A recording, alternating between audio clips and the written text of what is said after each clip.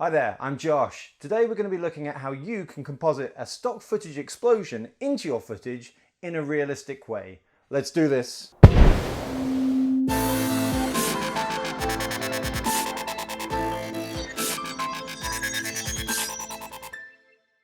I'm actually going to turn this tutorial over to Rody Polis. If you've spent any time on our forums or before the HitFilm forums, the FX Home forums, you will know Rody. He's been with us for over 10 years and he's always been a prolific filmmaker.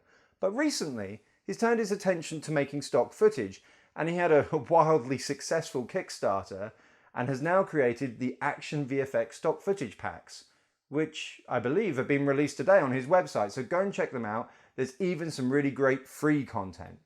But I can't think of anyone better to take you through how to composite stock footage realistically than Rody. So Rody, show us how it's done. Hey guys, my name's Rodolphe from ActionVFX. And I'm Luke, also from ActionVFX. We create stock footage for filmmaking and visual effects, and today we'll be showing you guys how we did this shot in HitFilm.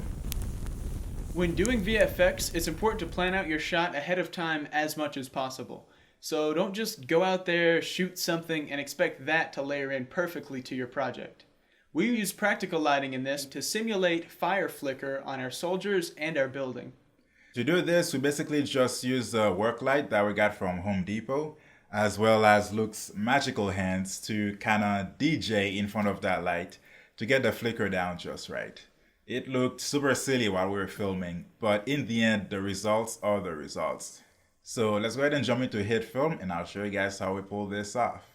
So we have the final composite shot opened here. We only use stock footage to create this shot, so you can see all the different layers that we used, like the fire, the sparks, some smoke, some lens dirt. The biggest advantage to using stock footage is that they're usually real effects that were shot. So naturally, they're going to look a lot more realistic than a CG simulation. Alright, let's get to it. Now, I've already went ahead and got a camera solved for this shot using Mocha HitFilm.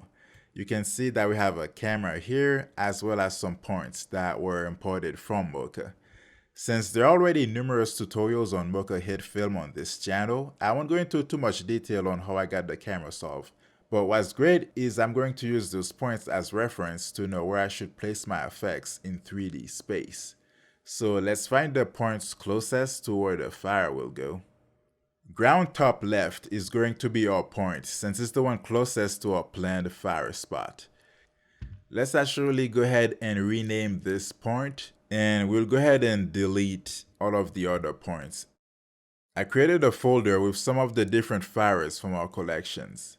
We'll actually be using this one right here, the big fire. So let's drag it into our shot. As you can see, this fire clip has an alpha channel. We'll actually need to change something really quick. So we'll right click on the clip, go to properties, and where it says alpha, we'll actually change that from straight to pre-multiplied.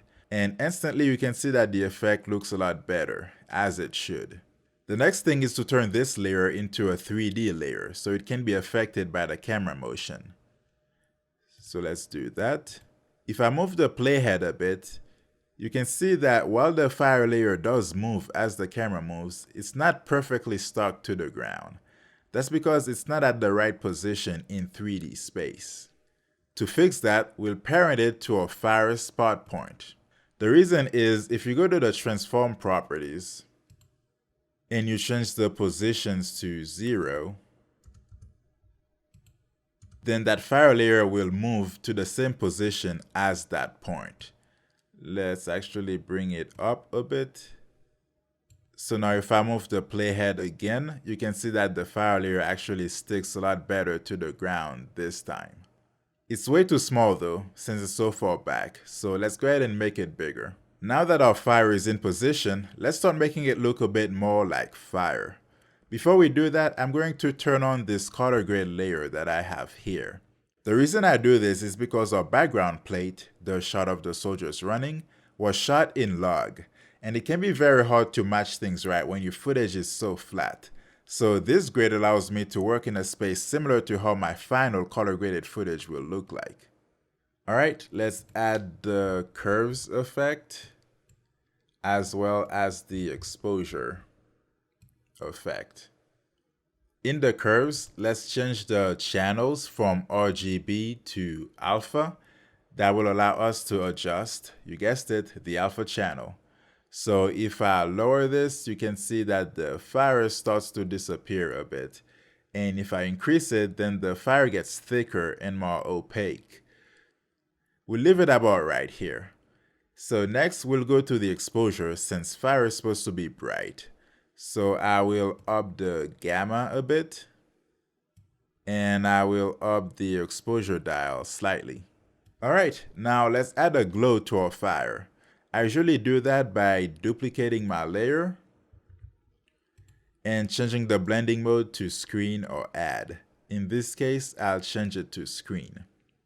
Then I just add a blur effect and blur it up a ton. I would say about 300 should be fine. And make sure you uncheck clamped to edge.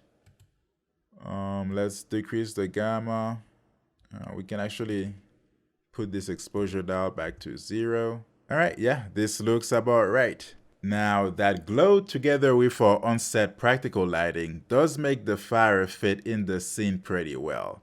But if you look at the base of the fire, you can see that something still looks off because the ground closest to the base of the fire doesn't seem to be illuminated that much from that huge fire. So let's fix that. To do that, we'll create a new plane and we'll change the color to like a peach color. Click OK. This layer is going to act as our light on the ground. We're pretty much going to do the same thing that we did with the fire footage.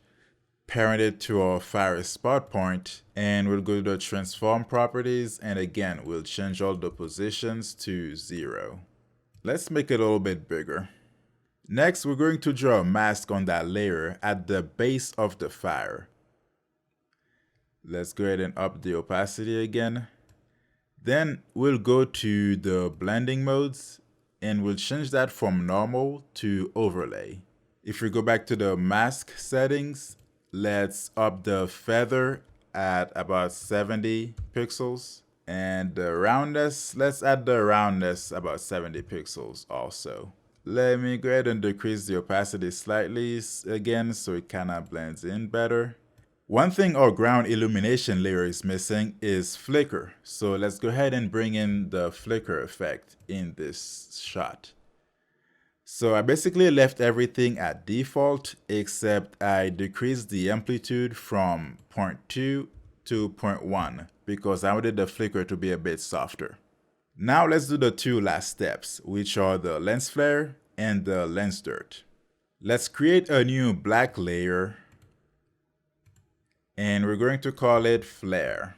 Let's change the blending mode to screen and we'll go ahead and add a light flare effect on there. Of all the lens flares, we'll choose the flashlight LED.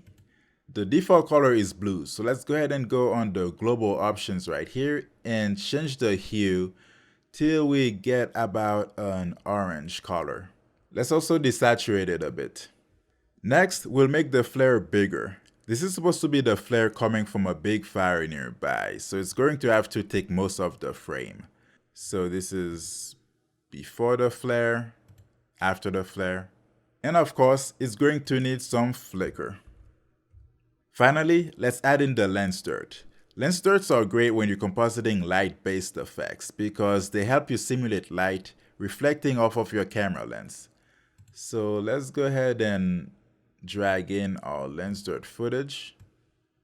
About 40% should do it. And I'll change the blending mode from normal to screen so I can remove the black background. Let's create a mask on the lens dirt layer around the fire. I'm making it look uneven on purpose so it doesn't look too fake.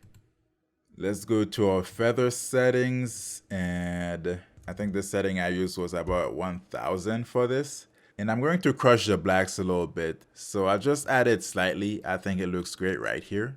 Next, we'll desaturate the layer completely. So let's bring in the saturation effect And I'll take this all the way down.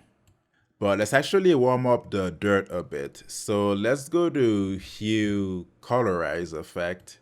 And basically, again, we're going to try to find a nice orange color. And I think that fits really well.